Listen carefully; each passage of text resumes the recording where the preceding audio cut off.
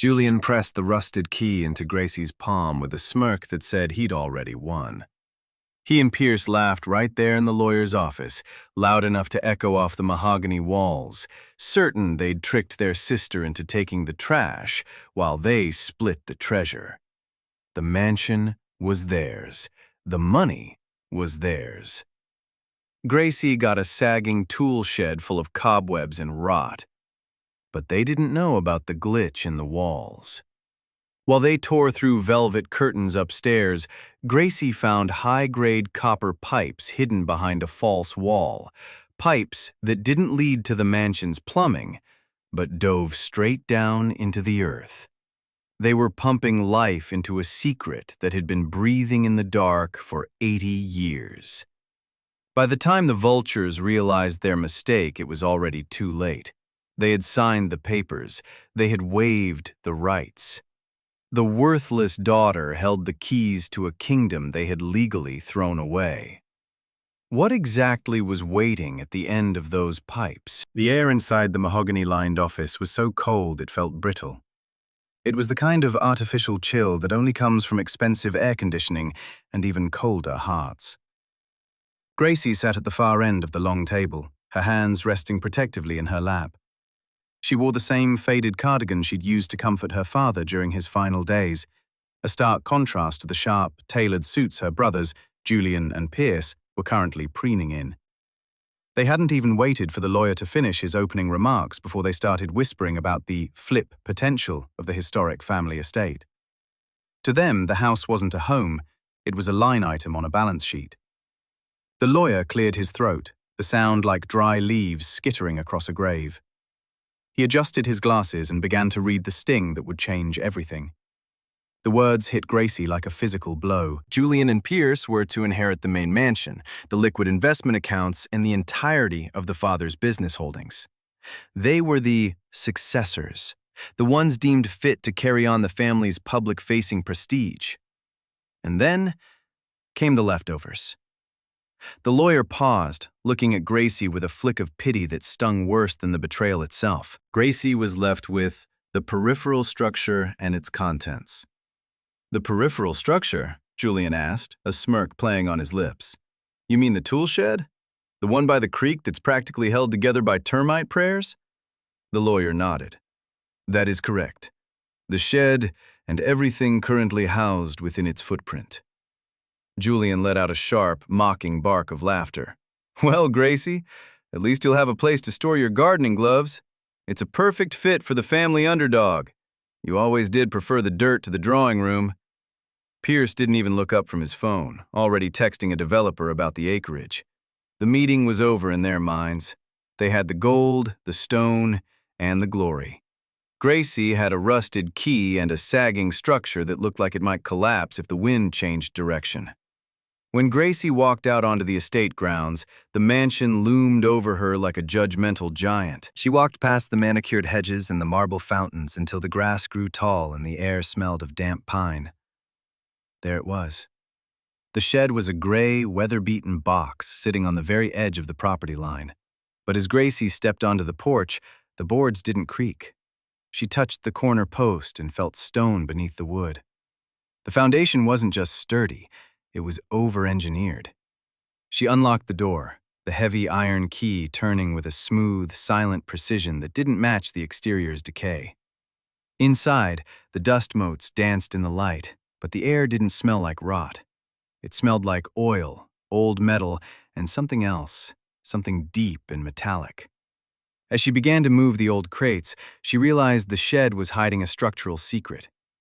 Gracie spent the next hour dragging heavy boxes of rusted nails and rotted twine into the center of the room. Every muscle in her back ached, but the movement felt like a necessary exorcism. She was clearing out the junk her brothers had mocked, reclaiming the space one crate at a time. That was when she tried to move the workbench. It was a massive slab of oak, scarred by decades of use, sitting against the back wall.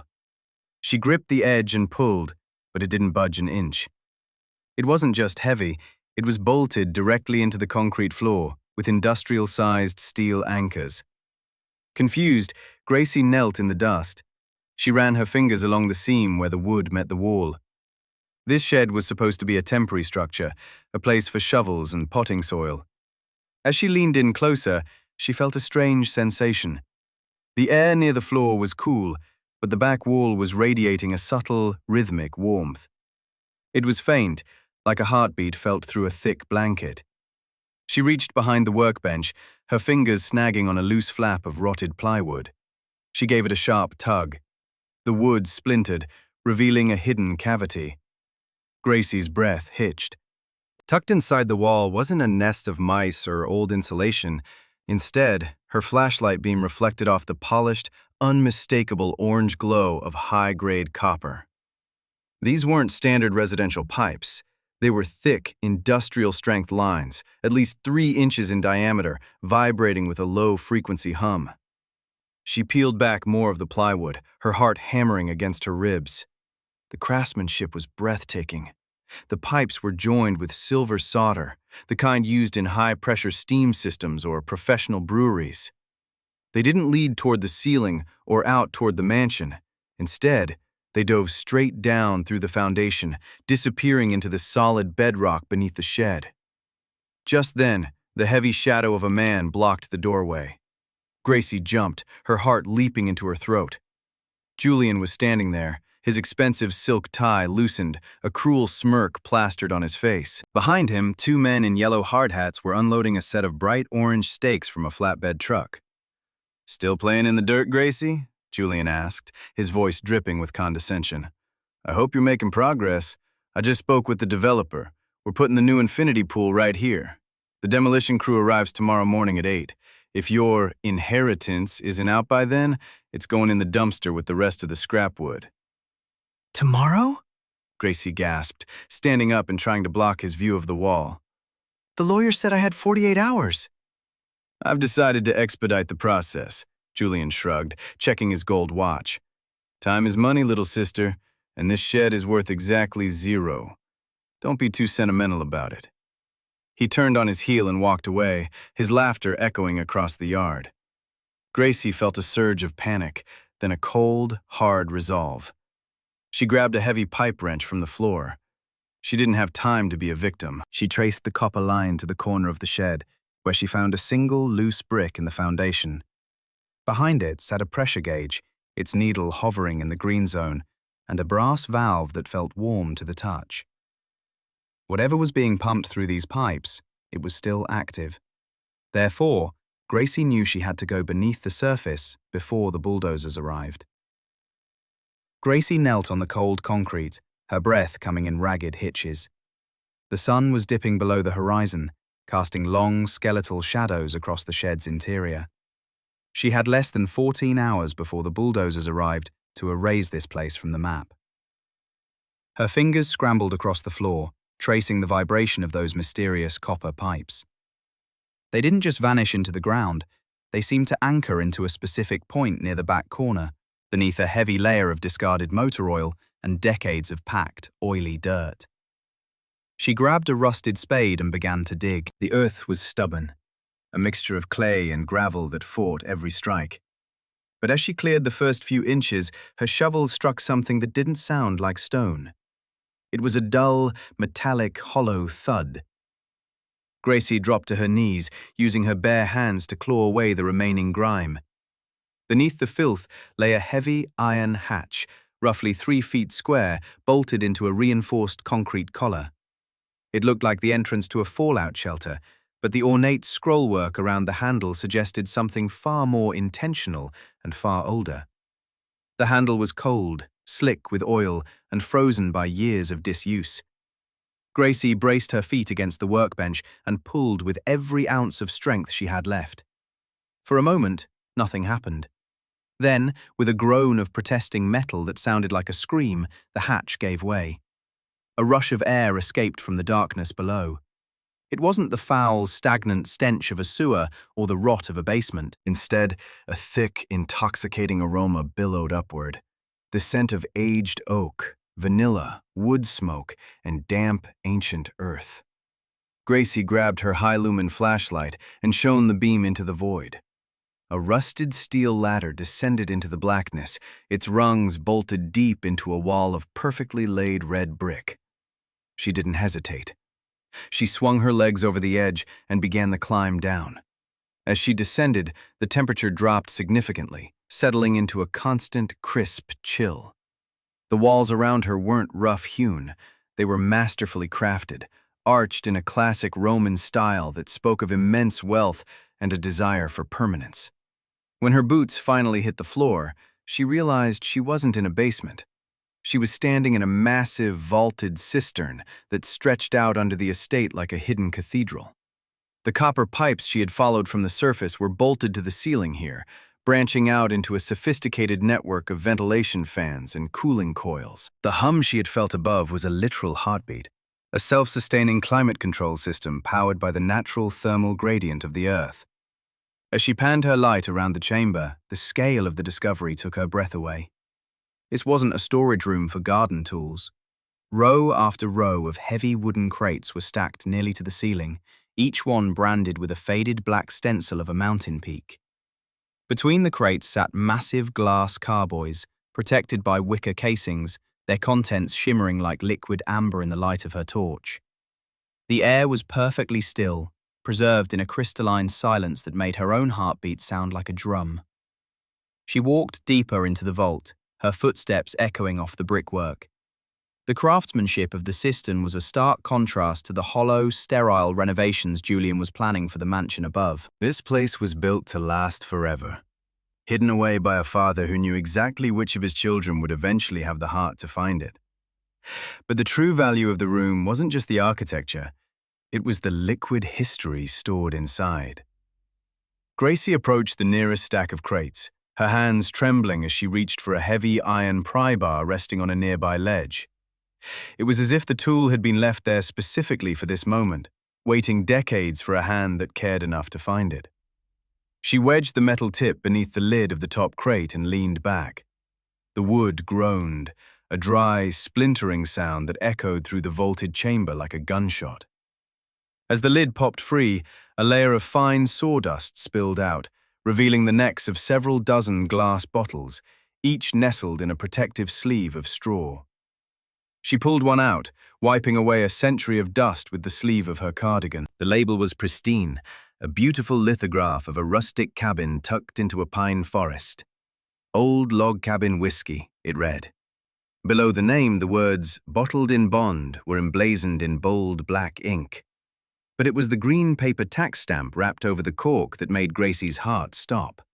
The stamp was intact, dated 1923, and featured the unmistakable seal of the United States Treasury. This wasn't just old liquor, it was a perfectly preserved time capsule from the height of the Prohibition era. Gracie felt a wave of realization wash over her, cooling the panic that had been simmering since the reading of the will. Her grandfather had always been described as a shrewd commodities broker, a man who built the family's initial fortune on grain and steel. But as she looked around the massive, hidden cistern, the truth became clear. This worthless shed hadn't been a storage space for shovels, it was the primary intake point for the most valuable bootlegged cargo in the state, making her grandfather a high-level banker for the underground spirits trade. The copper pipes she had discovered above weren't for water or heat. They were part of a sophisticated gravity-fed system designed to move liquid gold from the shed into these glass carboys without a single person seeing a bottle change hands. The sheer scale of the operation was staggering. There were hundreds of crates, likely containing thousands of bottles of rare, pre-war spirits that collectors would kill to own. In the modern market, a single bottle of this quality could fetch thousands of dollars. An entire vault of it was a fortune that dwarfed the liquid assets her brothers were currently fighting over in the mansion. A sharp moral tension began to pull at her. If she revealed this discovery now, Julian and Pierce would descend on this vault like the vultures they were. They would claim that because the shed sat on the estate land, the contents belonged to the main house heirs. They would sell it off to the highest bidder, pocket the cash, and likely bulldoze the history along with the brickwork.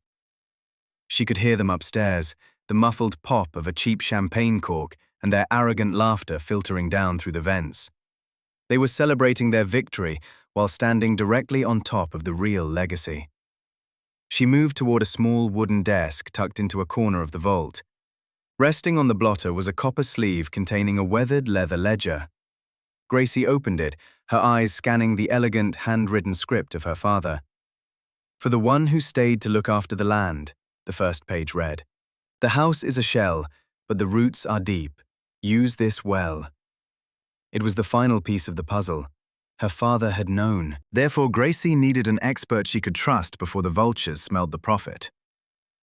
Gracie climbed out of the hatch, her heart thumping a frantic rhythm against her ribs.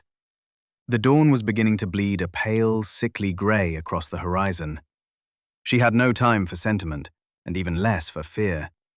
She pulled out her phone and made a single, desperate call to an old family friend, a man named Arthur, who specialized in high-value historical appraisals. She didn't tell him everything, just that she had found some old glass in the shed and needed a professional eyes on it before the demolition crew arrived at 8. Arthur arrived just as the first orange glows of morning hit the mansion's slate roof. He was a small, meticulous man with a magnifying glass tucked into his breast pocket. But before Gracie could even lead him toward the workbench, the front door of the mansion slammed open. Julian and Pierce marched across the lawn, their faces twisted into masks of irritation. They were still wearing their rumpled dress shirts from the night before, smelling of expensive gin and unearned victory. "What is this, Gracie?" Julian demanded, gesturing toward Arthur's vintage sedan. "I told you the trucks would be here by 8. We don't have time for you to host a garage sale for your broken flower pots and rusted shovels." Pierce stepped forward, his eyes narrowing as he looked at the open shed door. "Is that an appraiser? You're actually paying someone to look at this pile of kindling. It's embarrassing, really. Just let the bulldozer do its job and move your things to a storage unit like a normal person." Gracie didn't flinch. "The lawyer said the contents are mine. I'm just doing my due diligence." Julian let out a short, bark-like laugh. "Fine, have your little moment. But the second that clock strikes 8, this dirt hole is history." They followed her into the shed, their polished shoes crunching on the oily dirt. Arthur was already kneeling by the open hatch, his flashlight illuminating the brickwork below. As the brothers stepped inside, Arthur looked up, his face pale and his hands visibly shaking. "Gracie," he whispered, his voice cracking with awe. "This isn't just glass. This is a subterranean bonded vault. I've seen archives in London that weren't this well preserved." Julian's smirk vanished instantly. He pushed past Gracie, nearly knocking her into the workbench, and peered down into the darkness. When he saw the rows of crates and the shimmering amber carboys, his eyes widened with a predatory hunger. "Wait a minute," he stammered, his voice losing its edge. "This is on our land. This belongs to the main estate." "Actually, it doesn't," Gracie said, her voice dropping to a calm, steady chill. She pulled the leather ledger from her cardigan and flipped to the final page. "I spent the last 3 hours reading the deed Father left me. You were so focused on the mansion and the liquid accounts that you didn't read the fine print on the peripheral structure clause. You signed a waiver for a subsurface easement. You own the surface soil, Julian. But I own the structure and every subterranean attachment connected to its foundation." The mask of the successful businessman fell away, revealing the desperate, greedy child underneath. Julian reached for the ledger, but Pierce grabbed his arm, his face turning a ghostly shade of white. He had finally realized the gravity of the mistake.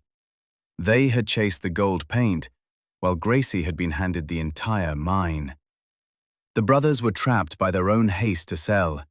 They had already signed a contract with a developer for a clean site, but now they were standing on a historical treasure they didn't own. King Gracie stopped the demolition in time.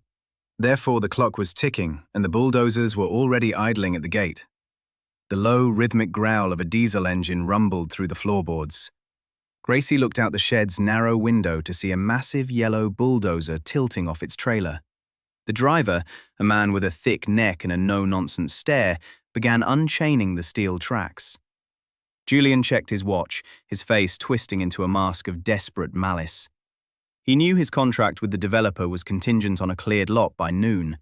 If that shed stood, his multi-million-dollar exit strategy would evaporate into the morning mist.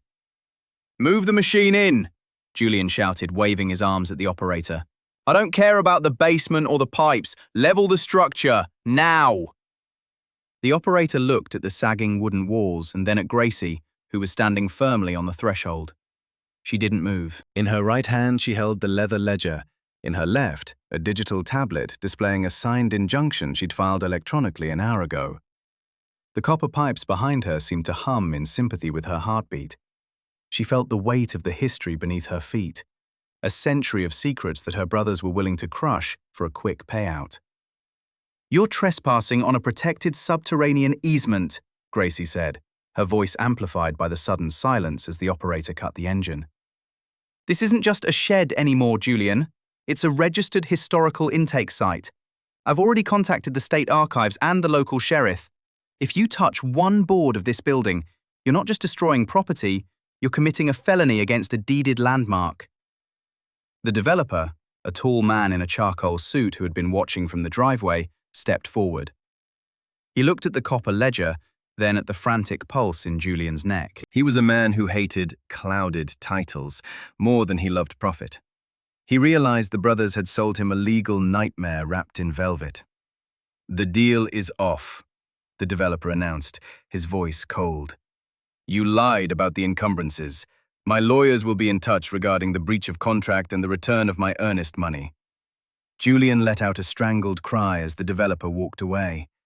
They had traded their father's soul for a pile of gold paint, and now the paint was peeling. Pierce sank onto a nearby stump, his head in his hands, realizing they had lost the mansion and the fortune in one stroke of arrogance. Gracie didn't gloat.